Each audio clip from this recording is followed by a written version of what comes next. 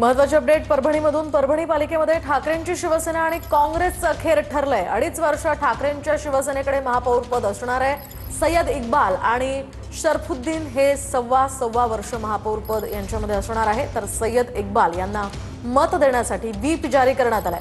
काँग्रेसचे गणेश देशमुख हे उपमहापौरपदी असणार आहेत।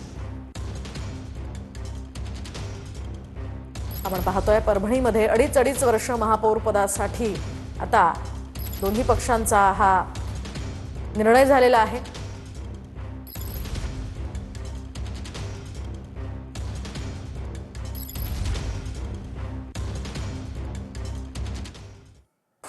आपण पाहतोय ठाकरेंच्या शिवसेनेकडे 2.5 वर्ष महापौर पद असणार आहे। त्या पार्श्वभूमीवर आता काँग्रेस आणि ठाकरेंची शिवसेना यांचे हे सगळे नगरसेवक सत्ता स्थापनेसाठी निघाल्याचं आपण पाहतोय। गेल्या काही दिवसांपासून परभणीतील महापौर पद आणि सत्ता स्थापनेचा हा निर्णय अडकून पडला होता आणि अखेर आता काँग्रेस आणि ठाकरेंच्या शिवसेनेचं ठरलेलं आहे।